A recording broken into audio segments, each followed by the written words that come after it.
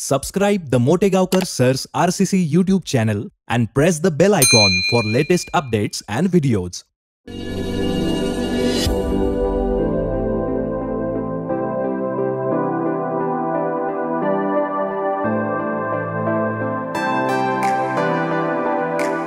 नमस्कार विद्यार्थी मित्रांनो, welcome to the world of chemistry. Welcome to RCC. So in coordination compound topic we are studying applications of valence bond theory.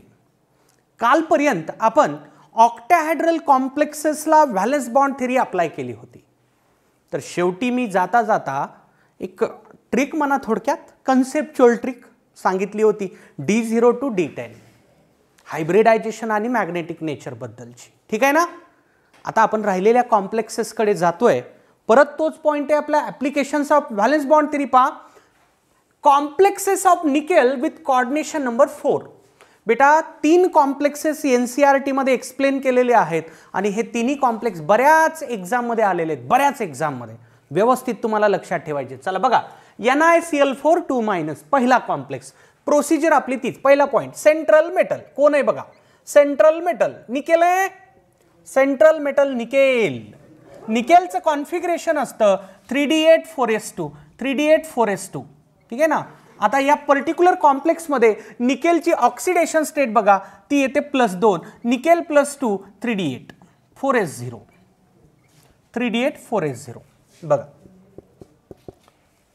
In the absence of ligand, in the absence of ligand, in the absence of ligand, लिगँडच्या absence मध्ये बघा 3d 4s. 3d चे 5 orbitals 1 2 3 4 5 हे झालं 3d 4s आणि 4p. 3d 4s 4p. मला 8 electrons भरायचे आहेत बेटा. 3d 8 बघा कसं राहील लिगँडच्या absence मध्ये, म्हणजे हे ॲटॉमिक स्ट्रक्चर सारखंच लाईक दिस 3d 8. आता in the presence of ligand, in the presence of ligand. आता लिगँड बघा कसा आहे. Cl विकफिल्ड लिगँड आहे. Weak field ligand Cl-. Weak field ligand आहे. सेंट्रल मेटलच्या इलेक्ट्रॉनवर काहीच इफेक्ट होणार नाही. ते तुम्हाला ॲज सच लिहायचे. ॲज सच काहीच तुम्हाला बदल करायचा नाही, कारण लिगँड कसं आहे, विकफिल्ड आहे. विकफिल्ड आहे. 3d 8 3d 8 3d 8 बघा, तसंच्या तसं लिहिलंय मी, काही याच्यात बदल केलेला नाही. हे 4s 3d 4s आणि 4p 4p. ठीक आहे. आता पहा, कोऑर्डिनेशन नंबर आहे 4. कोऑर्डिनेशन नंबर 4 असल्यामुळं निकेलनं किती व्हॅकंट ऑर्बिटल्स क्रिएट केले पाहिजे? 4. कारण याच्यात 4 कोऑर्डिनेट बॉन्ड तयार करायचेत निकेलला.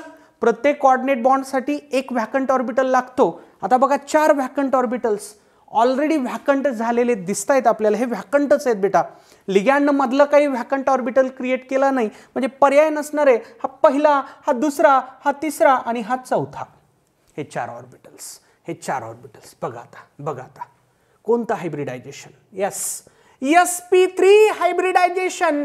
sp3 हायब्रिडायझेशन टेबल बघ रे. कोऑर्डिनेशन नंबर 4चं हायब्रिडायझेशन sp3 पण दिसेल, dsp2 पण दिसेल, पण या पर्टिक्युलर एक्झाम्पल मध्ये ते काय यायलं, sp3 यायलं. sp3 हायब्रिडायझेशन झाल्यानंतर जॉमेट्री कशी असते, टेट्राहेड्रल. Tetrahedral geometry. इथं काही इनर ऑर्बिटल आउटर ऑर्बिटल लागू होत नाही रे. इनर आउटर कधी लागू होतं, डी ऑर्बिटल आल्यानंतर. याच्यात डी आलाच नाही. ठीक आहे ना. चला सांगा, पॅरामॅग्नेटिक का डायामॅग्नेटिक? इथं बघायचं, in the presence of ligand unpaired electron दिसत आहेत. Paramagnetic complex. Paramagnetic complex. Paramagnetic complex. Paramagnetic complex. Magnetic moment काढूयात बघा. Mu equals to √n into n plus 2. चल बेटा टाक व्हॅल्यू. अनपेअर्ड इलेक्ट्रॉन किती दिसत आहे तुला 2. √2 इंटू 2 प्लस 2. 2 into 2 plus 2 √8. √8 म्हणल्यानंतर 2.9 च्या जवळपास बोर मॅग्नेट्रॉन. कळलं का रे? हां नोट करा. निकेलचा दुसरा कॉम्प्लेक्स परत कॉर्डिनेशन नंबर 4 असणारा बघा. NiCN4 प्रिव्हियस मध्ये Cl होता, क्लोरिडो होता लिगॅन्ड. इथं हे CN सायनिडो आहे. फरक आहे. ठीक आहे ना? बघा अप्रोच तसाच. पहिला पॉइंट सेंट्रल मेटल निकेल आहे 3D8 या कॉम्प्लेक्स मध्ये देखील निकेलची ऑक्सिडेशन स्टेट जर तुम्ही काढली तर ती +2 येते. निकेल +2 म्हणल्यानंतर 3D8. ठीक आहे ना? In the absence of ligand 3D8 दाखवलं. आता in the presence of ligand आपल्याला बघायचंय. मला सांगा CN लिगॅन्ड कसा आहे रे बाबा? स्ट्रॉंग का वीक? स्ट्रॉंग का weak? Yes strong field ligand आहे. Strong field ligand CN-. ठीक आहे ना? स्ट्रॉंग फील्ड लिगॅन्ड असल्यामुळं सेंट्रल मेटलच्या इलेक्ट्रॉनला डिस्टर्ब करण्याचा प्रयत्न करणार आहे. आता लक्षात घ्या कॉर्डिनेशन नंबर 4 आहे. कॉर्डिनेशन नंबर 6 मध्ये 2D लागतात हायब्रिडायझेशनला. कॉर्डिनेशन नंबर 6 मध्ये. कॉर्डिनेशन नंबर 4 मध्ये जर d ऑर्बिटल हायब्रिडायझेशन मध्ये यायचा झाला तर एकच d लागतो. लक्षात घ्या माझा पॉइंट काय. निकेल +2 चे जेव्हा मी ऑक्टाहेड्रल कॉम्प्लेक्स सांगितले होते तेव्हा मी म्हणलं होतं लिगॅन्ड स्ट्रॉंग असू द्या नाही वीक असू द्या काही फरक पडत नाही. का? कारण 2D व्हॅकंट होत नाहीत. पण आता आपण कॉर्डिनेशन नंबर 4 स्टडी करायलो. कॉर्डिनेशन नंबर 4 मध्ये जर हायब्रिडायझेशन व्हायचं झालं 2D व्हॅकंट असण्याची गरज नाही. 1D व्हॅकंट असला तरी काम भागू शकतं. कारण आपल्याला माहिती आहे कॉर्डिनेशन नंबर 4चा हायब्रिडायझेशन जर D आला तर DsP2 असतं. D आला तर म्हणालो मी DsP2 असतं. म्हणजे एकच D व्हॅकंट होण्याची जरूरत असते. आपण बघूया तिथं 1D व्हॅकंट होऊ शकतो का? ठीक आहे ना? तर बघा in the presence of strong field ligand CN-. 1D vacant होतो बेटा. बघा ना 8 इलेक्ट्रॉन्स तुम्हाला असे भरायचे की 1D ऑर्बिटल व्हॅकंट व्हावा. तुम्ही इझिली भरू शकता. बघा ना प्रत्येक बॉक्समध्ये 2-2 भरून टाका. हे भरले 2-2 इलेक्ट्रॉन्स भरले सगळीकडं. 1D व्हॅकंट झाला. 1D व्हॅकंट होतो का नाही हे मला का बघायचं? कारण कॉर्डिनेशन नंबर 4 आहे. ठीक आहे ना? ऑक्टाहेड्रल कॉम्प्लेक्समध्ये 2D व्हॅकंट लागतात. कॉर्डिनेशन नंबर 6 मध्ये 2D व्हॅकंट लागतात. कॉर्डिनेशन नंबर 4 मध्ये एकच D व्हॅकंट होतो का हे बघायचं असतं. झालाय व्हॅकंट बेटा. हे आहे 3D, हे आहे 4s आणि हे आहे 4p. ठीक आहे ना? आता बघा 4 मला ऑर्बिटल्स लागणार आहेत व्हॅकंट. एक हा दुसरा, हा तिसरा, हा चौथा. 1 2 3 4. ठीक आहे ना? चला बेटा सांगा हायब्रिडायझेशन काय रे? D चा 1 आला, S चा 1 आला, P चे 2 आले, DsP2. काय येतंय? DsP2. सांगा DsP2 हायब्रिडायझेशनची geometry. Square planar geometry. Square planar geometry. Square planar geometry. Square planar geometry. Magnetic nature सांगता का? यस आहे का रे? अनपेअर्ड इलेक्ट्रॉन बघ लिगॅन्डच्या प्रेझेन्स मध्ये नाही आहे unpaired electron. So diamagnetic complex. कसा असेल हा कॉम्प्लेक्स? डायामॅग्नेटिक असेल. डायामॅग्नेटिक कॉम्प्लेक्स असेल. बेटा डायामॅग्नेटिक कॉम्प्लेक्स मध्ये n ची व्हॅल्यू 0 असल्यामुळं म्यू ऑटोमॅटिकली 0 होत असतो. याला सॉल्व्ह करत बसण्याची गरज नाही. प्रिव्हियस एक्झाम्पल आणि हे एक्झाम्पल फरक बघा. मगाशी वीक फील्ड लिगॅन्ड होता म्हणून त्यानं सेंट्रल मेटलच्या इलेक्ट्रॉनला काही धक्का लावला नाही. हा स्ट्रॉंग फील्ड लिगॅन्ड आहे आणि इथं 1D व्हॅकंट झाला. कॉर्डिनेशन नंबर 4 मध्ये कधीही तुम्हाला शोधायचं असतं 1D व्हॅकंट होतो का नाही. नोट करा. पुढचा कॉम्प्लेक्स परत निकेलचाच आहे आणि कॉर्डिनेशन नंबर 4च आहे. CO हा मोनोडेंटेट लिगॅन्ड असतो. एक CO एक कोऑर्डिनेट बॉन्ड तयार करतो. 4 CO चे टोटल 4 कोऑर्डिनेट बॉन्ड असतील. बघा चला अप्रोच तसाच. Central metal nickel. Central metal nickel.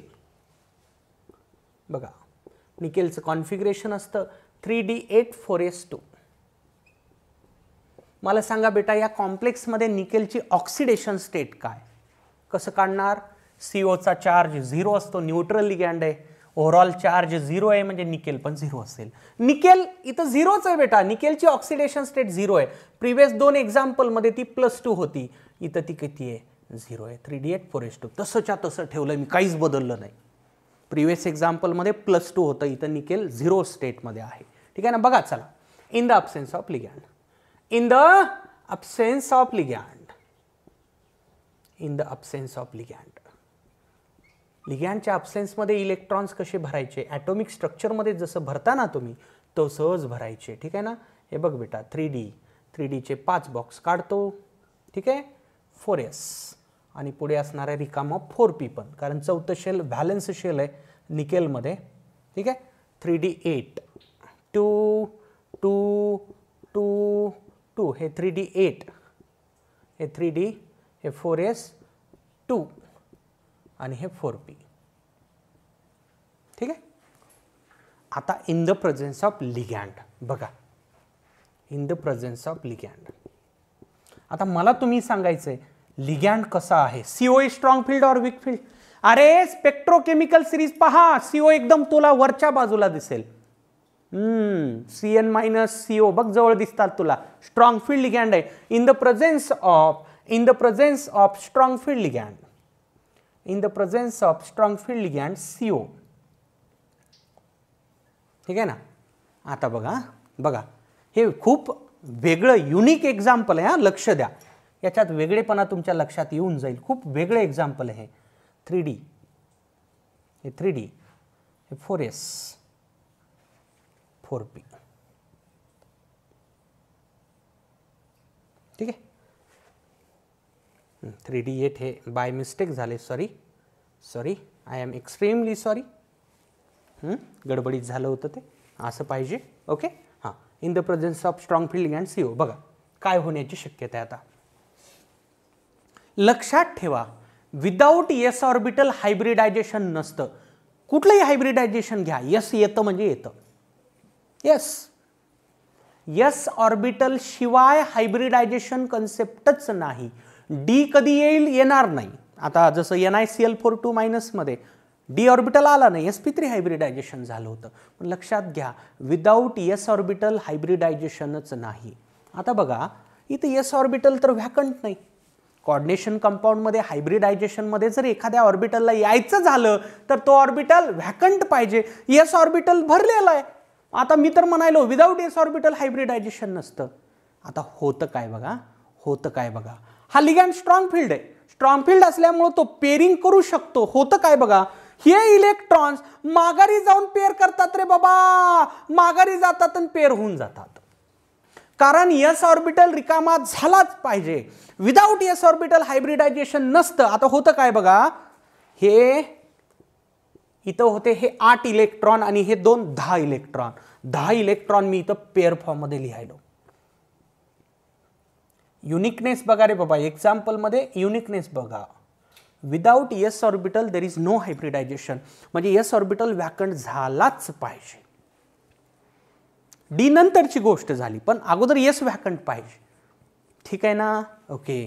तर s व्हॅकंट होण्यासाठी हे 4s इलेक्ट्रॉन माघारी गेले आणि हे शक्य आहे कारण लिगॅंड स्ट्रॉंग फील्ड आहे ना.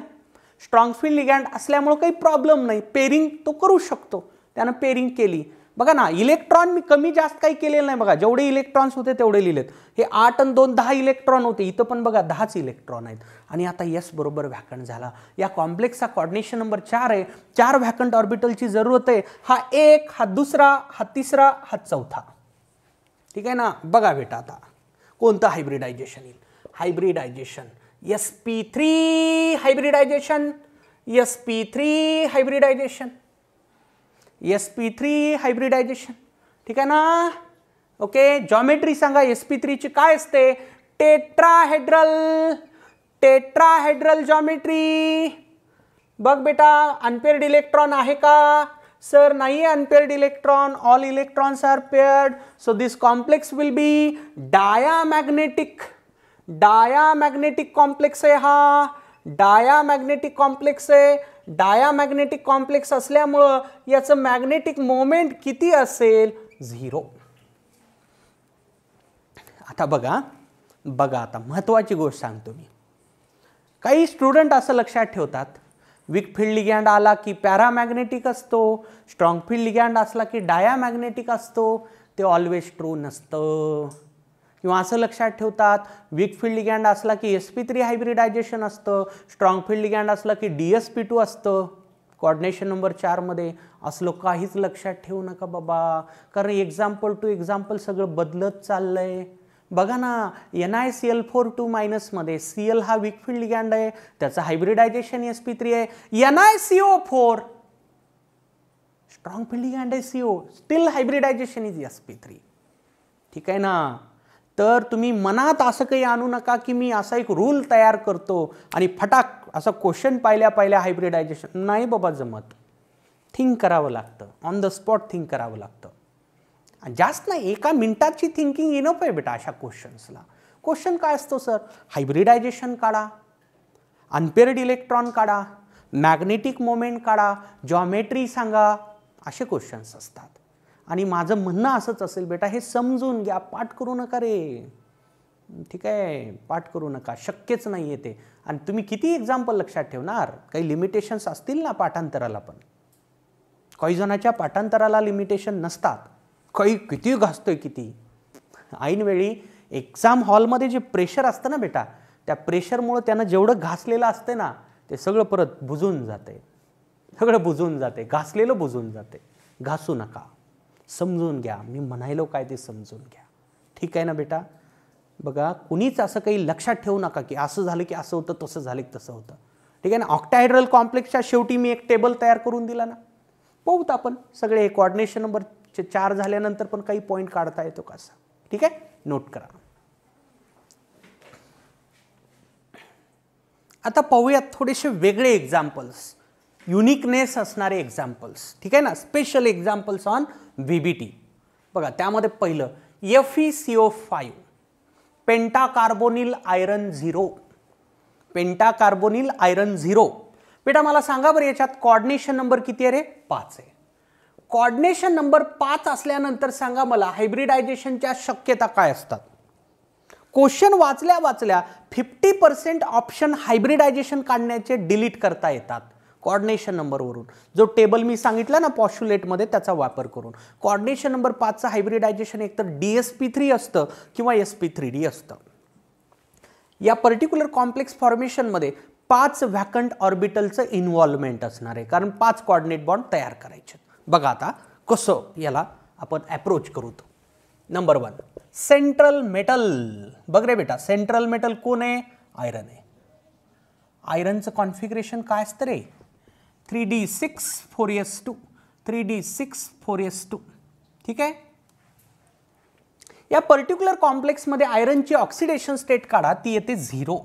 म्हणजे या इलेक्ट्रॉनिक कॉन्फिगरेशनवर काहीच परिणाम होणार नाही. ठीक आहे, okay. In the absence of ligand, in the absence of ligand, लिगॅंडच्या अब्सेन्समध्ये, in the absence of ligand. बघा, लिगॅंडच्या अब्सेन्समध्ये कसं भरणार बघा. हे 3Dचे 5 बॉक्स, 3Dचे 5 बॉक्स, हे 3D, हे 4s आणि 4p.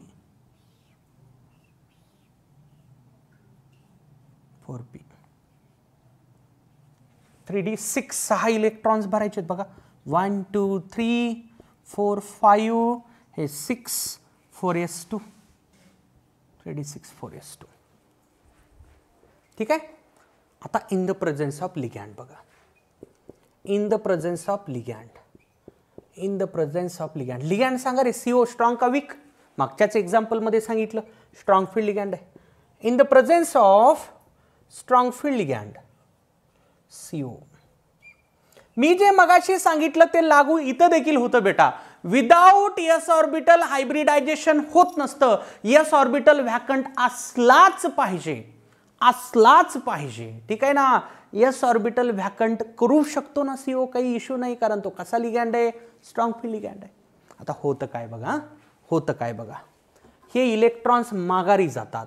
समजा हा इथं एक गेला, इथं एक गेला. ठीक आहे ना. आणि ते स्पिन इनवर्स होऊन जातं, काही इश्यू नाही. एखाद्याला वाटेल सर स्पिनचं कसं, ते लिगॅंड सगळं काम करून टाकतो. Strong field ligand spin inverse करतो, पेरिंग करतो, सगळं करून टाकतो. ठीक आहे ना. आणि परत स्ट्रॉंग फील्ड लिगॅंड काय करतो बघा, इथं पण ही अशी पेअर क्रिएट करतो. होतं काय बघा आता अल्टिमेटली लिगॅंडच्या प्रेझेन्समध्ये काय होतं बघा, हे 3D, हे 3D 4S 4P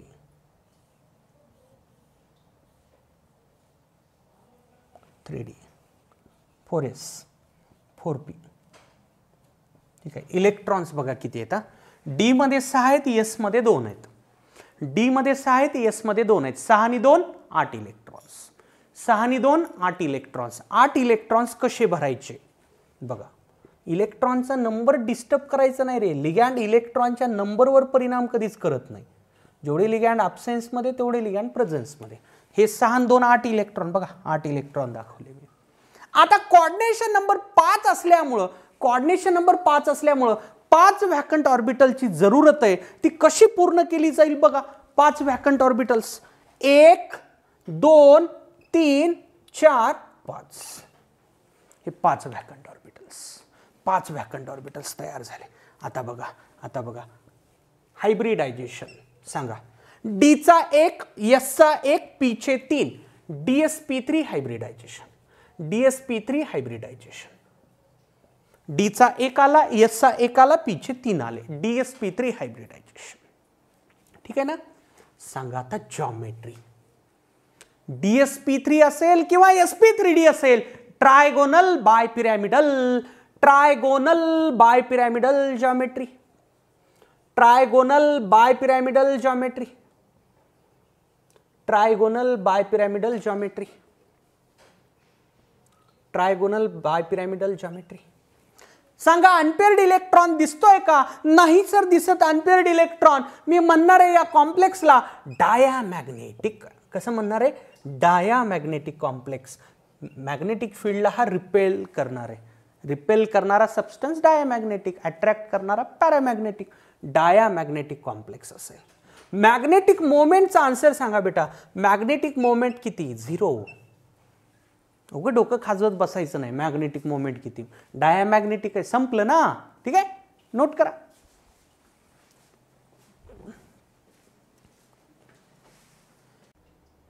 पहा बेटा पुढचं एक्झाम्पल. KHgI3, KHgI3 किंवा क्वेश्चन मध्ये याला असं पण दिलं जाऊ शकतं, HgI3 -1. चला अगोदर सांगा मला याचा कोऑर्डिनेशन नंबर किती आहे. किती आहे रे, कोऑर्डिनेशन नंबर 3 आहे. सोपं एक्झाम्पल आहे रे, याला आपण त्या लॉंग रूटनं करणार नाहीयेत. कोऑर्डिनेशन नंबर 3 ला हायब्रिडायझेशनची एकच शक्यता आहे. कोऑर्डिनेशन नंबर 3 ला हायब्रिडायझेशनची एकच शक्यता आहे. इथं डोकं खाजवत बसायची गरज नाही. बिंदास्तपणे म्हणून टाका sp2 हायब्रिडायझेशन. बघा कोऑर्डिनेशन नंबर 2 आणि 3, 2 आणि 3चा जर क्वेश्चन असणार ना, आला ना, तर आपण खूप लकी असणार. खूप लकी. कारण तिथं जास्त विचार करण्याची गरज नाही. विचार करावा लागतो कोऑर्डिनेशन नंबर 4 ला, 5 ला आणि 6 ला. खूप जास्त विचार करावा लागतो. डी येईल का, आला तर मधला येईल का, बाहेरचा येईल, वगैरे वगैरे. लिगॅंड कसला आहे, वगैरे वगैरे. इथं कसलाही लिगॅंड असू द्या, काही मॅटर करणार नाही. कोऑर्डिनेशन नंबर 3 ला एकच हायब्रिडायझेशन आहे अलॉटेड. पोस्टुलेट बघा वाटलं तर sp2 हायब्रिडायझेशन. सर मग ते बाकी मॅग्नेटिक नेचरचं कसं करू. सिंपल आहे बेटा. ते पण काय करायचं बघा, याच्या सेंट्रल मेटल कोणतं बघायचा, Hg आहे. आता मर्क्युरीचं कॉन्फिगरेशन माहिती पाहिजे. 5D सिरीजचा शेवटचा इलेमेंट आहे. कॉन्फिगरेशन येतं 5D10 6s2 मर्क्युरीचं. इथं मर्क्युरीची ऑक्सिडेशन स्टेट काढा, ती येते +2. आता +2 म्हणल्यानंतर 5D10 6s0. आता D10 सिस्टीमला लिगॅंडचा काही इम्पॅक्टच नसेल ना रे बेटा. D10 सिस्टीम आहे समजा, लिगॅंड कसला जरी असला तरी तो काय करणार आहे इलेक्ट्रॉनला, ऑलरेडी सगळं भरलेलं आहे ना. ठीक आहे ना. D10 सिस्टीम असल्यामुळं no unpaired electron. No unpaired electron झालं, नो अनपेअर्ड इलेक्ट्रॉन झालं म्हणजे डायामॅग्नेटिक झालं. देअरफॉर डायामॅग्नेटिक. डायामॅग्नेटिक झालं म्हणजेच मॅग्नेटिक मोमेंट किती आलं, मॅग्नेटिक मोमेंट किती आलं, 0 आलं. sp2 हायब्रिडायझेशन झाल्यानंतर जॉमेट्री सांगा बरं काय असते. sp2 trigonal planar, trigonal planar, trigonal planar. ठीक आहे का? ट्रायगोनल प्लेनार सिंपल आहे, नोट करा. पहा पुढचं एक्झाम्पल, NaAgCN ट्वाइस, किंवा यालाच तो Na काढून टाकला तर ब्रॅकेटवर निगेटिव्ह चार्ज येईल असं म्हणलं तरी चालेल. किंवा मी लिगॅंड बदलला, NH3 घेतला तरी काही फरक पडत नाही, किंवा मी बाहेर Cl लावला तरी काही फरक. हे सगळे सिमिलर कॉम्प्लेक्स आहेत बेटा. How these are similar? या सगळ्यांमध्ये कोऑर्डिनेशन नंबर काढा 2 येते. कोऑर्डिनेशन नंबर 2 आली, डोकं खाजवायची गरजच नाहीये. sp hybridisation. कोऑर्डिनेशन नंबर 2 आणि 3चा जर क्वेश्चन आला ना, टेन्शन घेण्याची गरजच नाही, कारण एकच चॉईस असते हायब्रिडायझेशनला.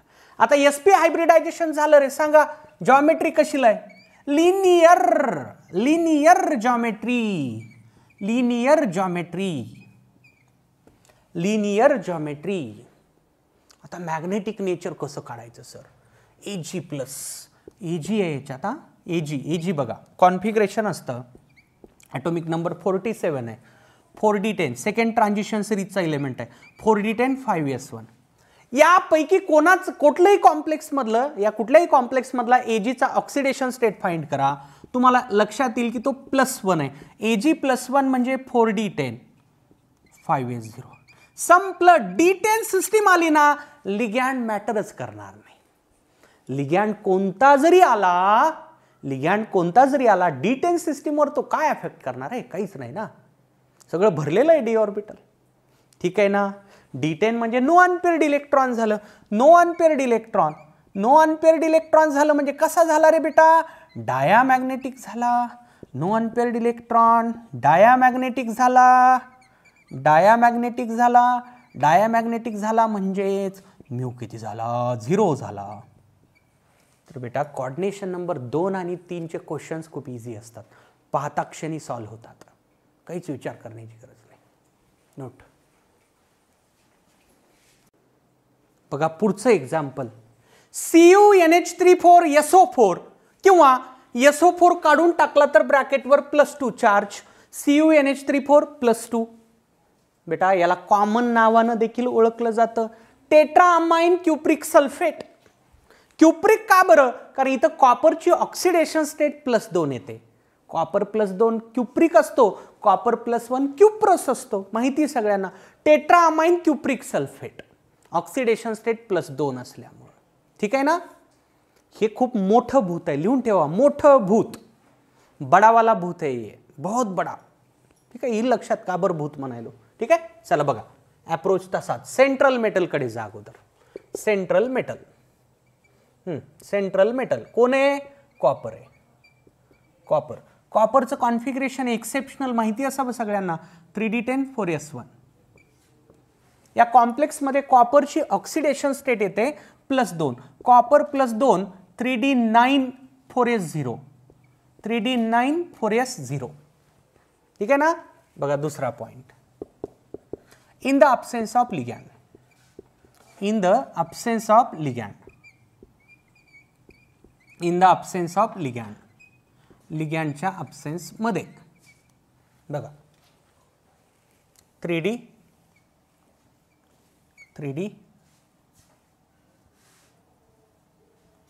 4s 4p,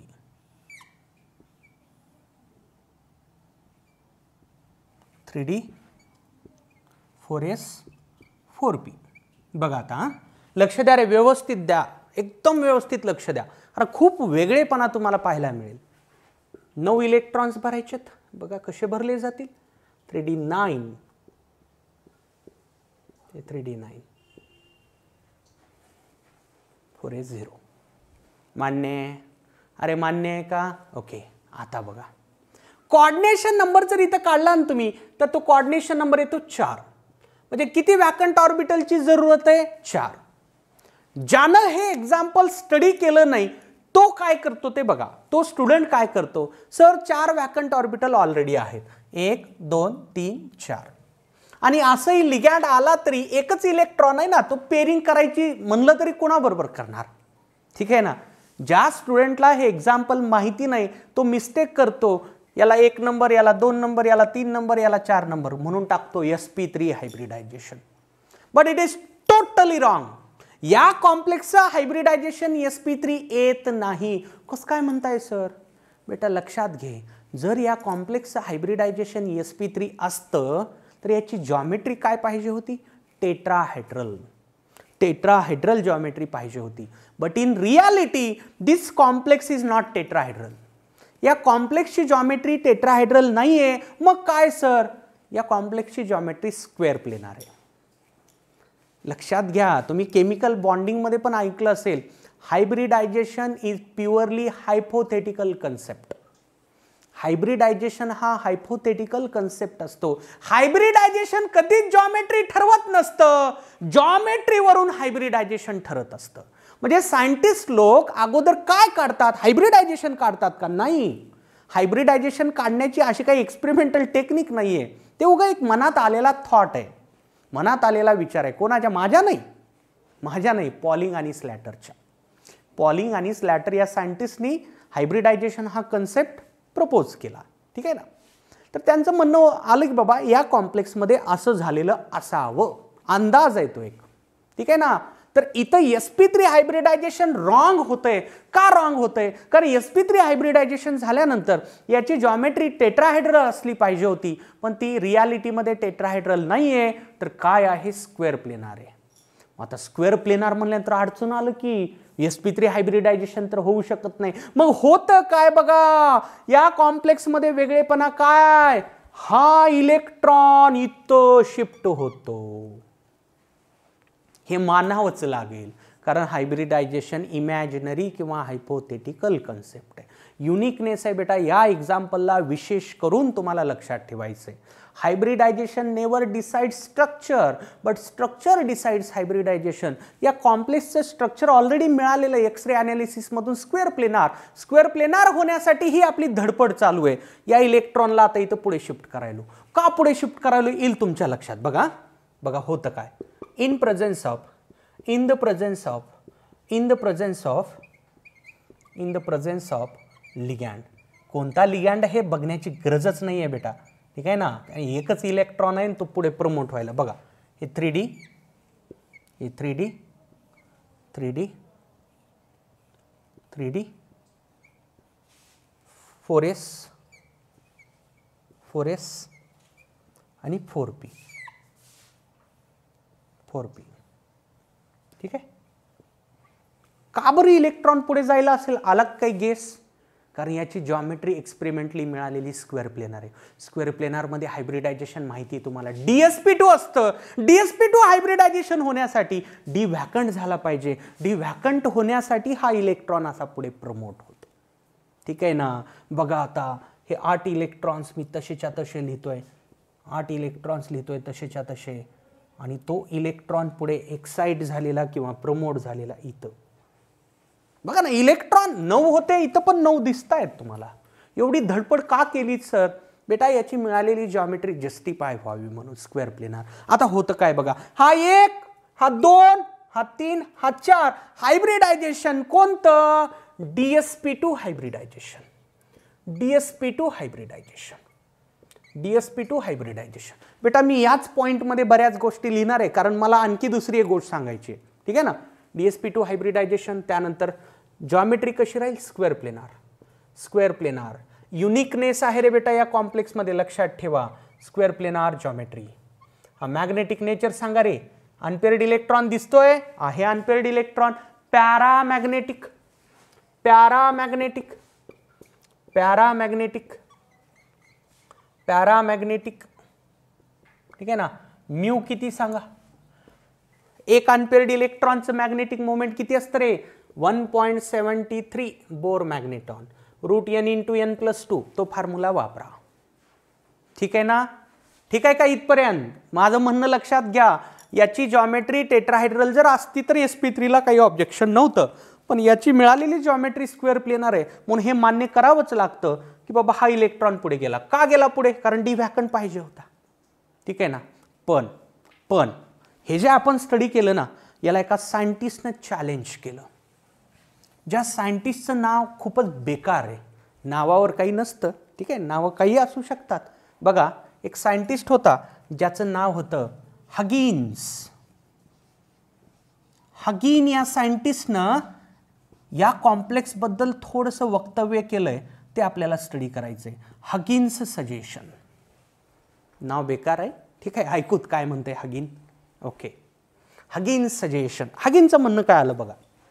बाबा या कॉम्प्लेक्समध्ये हा इलेक्ट्रॉन जर असा इथं पुढे प्रमोट झालेला असेल, इलेक्ट्रॉन पुढे प्रमोट झाला म्हणजे त्यानं एनर्जी गेन केली. इलेक्ट्रॉन जर पुढे प्रमोट झाला तर त्यानं एनर्जी गेन केली, आणि यानं एनर्जी जर गेन केलेली असेल तर हा इलेक्ट्रॉन लूज झाला पाहिजे. ठीक आहे ना. हगिनचं म्हणणं काय बघा, मी लिहितोय, एक सेंटेन्स लिहितोय. Hybridisation can not be DsP2. Hybridisation can not be DsP2. Hybridization cannot be DsP2 because promoted electron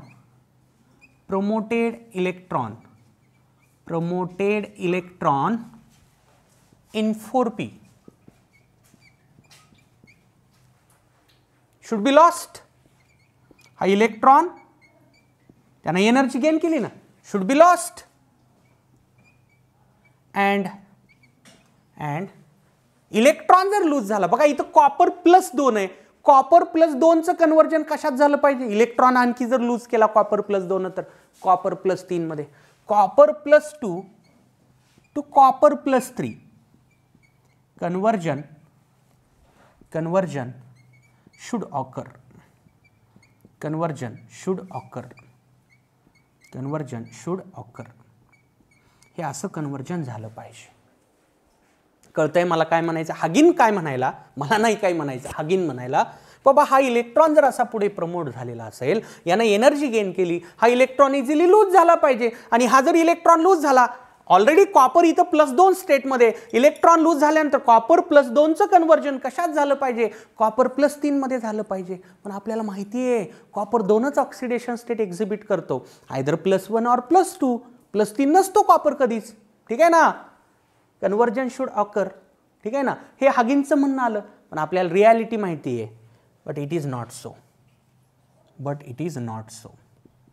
हे असलं काही होत नाही. म्हणजे कॉपर +2चं कॉपर +3 मध्ये कन्वर्ट होत नाही. म्हणून हगिनचं म्हणणं आपल्याला ऐकावं लागेल. त्यानं बरोबरच बोलताय ना. किंवा इलेक्ट्रॉन जर असा पुढे गेलेला असेल, याला एनर्जी मिळालेली असेल, हा इलेक्ट्रॉन लूज झाला पाहिजे आणि कॉपर +3 तयार झाला पाहिजे. पण आपल्याला रियालिटी माहिती आहे असं काही होत नसतं. म्हणजे हगिन एकदम बरोबर बोलतोय. आता हगिननं हे असं जर म्हणलेलं असेल, त्यानं काहीतरी याला चॉईस दिली पाहिजे. वा DsP2 चुकीचं आहे, DsP2 चुकीचं. मग करेक्ट काय? हगिनचं म्हणणं काय आलं बघा. हगिनचं म्हणणं आलं, as per हगिन hybridisation sp2d. DsP2 नाही तर कोणतं हायब्रिडायझेशन असावं असं त्याचं म्हणणं आलं, sp2d. कारण आपण त्या टेबलमध्ये पण पाहिलं बेटा. ठीक आहे ना. DsP2 हायब्रिडायझेशनची जॉमेट्री स्क्वेअर प्लेनार जशी असते तशीच sp2d ची पण स्क्वेअर प्लेनार असते. म्हणजे जॉमेट्री, एक्सपेरिमेंटल जॉमेट्रीला काही प्रॉब्लेम येतच नाहीये ना. DsP2 sp2d one as the same. ठीक आहे ना. जॉमेट्री दोघांसाठी काय असते? Square planar. आता sp2d कसं होईल बघू आपण. बघा हे 3d.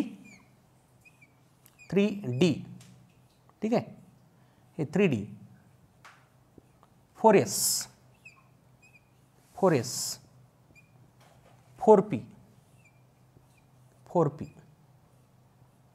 पुढे 4d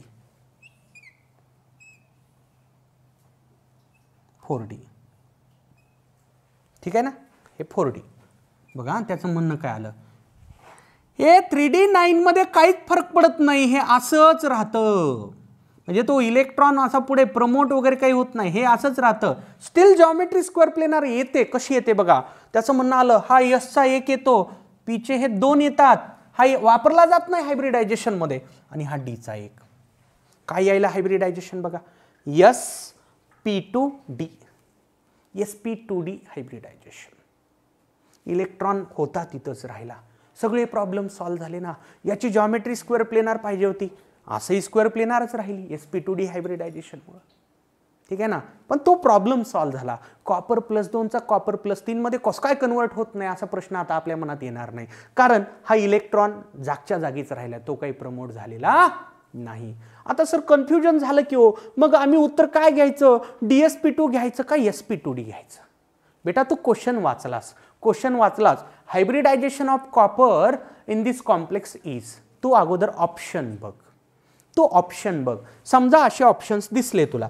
पहिलं ऑप्शन दिसलं तुला dsp2, दुसरं ऑप्शन दिलं तुला sp2d, तिसरं ऑप्शन दिलं तुला, आता डमी ऑप्शन असतील काहीतरी, sp3 दिलं, आणि समजा चौथं दिलं तुला sp.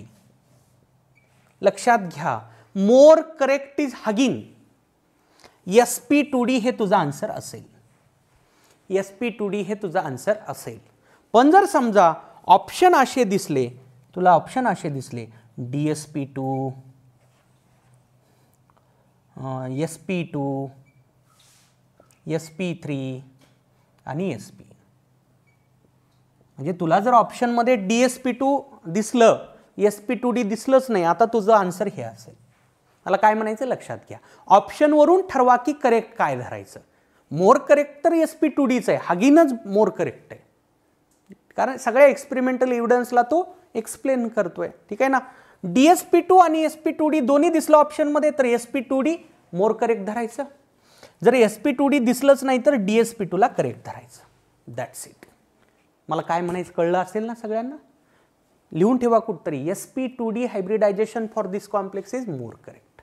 पण जर sp2d ऑप्शनमध्ये नसेलच, पर्याय नाही, काय म्हणायचं dsp2, कारण या कॉम्प्लेक्सची जॉमेट्री कशी आहे, स्क्वेअर प्लेनार आहे. ठीक आहे. असे हे प्रमोशन वगैरे जे आपण कन्व्हेन्शनल मेथडनं सांगितलं होतं ना, ते होणं खरं तर चुकीचं आहे. का तर या गोष्टीमुळं कॉपर कधीही +3 तयार करत नसतो. ओके, खूप भारी एक्झाम्पल आहे बघा. ज्याला या एक्झाम्पलमधली युनिकनेस माहिती नसेल ना, 100% ते sp3 मार्क करणार आहे आणि बाहेर येणार, यस माझं आलं. कशाचं आलं, बोंबललं, 5 मार्क गेले ना. युनिक एक्झाम्पल्स आहेत आणि हे NCERT मध्ये एक्सप्लेन केलेले एक्झाम्पल आहे बेटा. ठीक आहे ना. जेवढे एक्झाम्पल मी घेतोय ना बेटा, गॅरंटीनं सांगतोय, त्याच्या बाहेर तुला क्वेश्चन दिसणार नाही. मी जेवढे घेतो ना तेवढे सॉल्व्ह कर, बस. बाहेरचं काही वाचू नको, नो नीड. ठीक आहे का रे. तर आज आपण बरेचसे स्पेशल एक्झाम्पल स्टडी केले. आणखी 2-3 स्पेशल एक्झाम्पल्स राहिलेत बेटा, ते आपण उद्याच्या लेक्चरमध्ये कंप्लीट करू. VBT आपलं फिनिश होऊन जाईल उद्याच्या लेक्चरमध्ये. भेटूयात नेक्स्ट लेक्चरमध्ये. थँक्यू.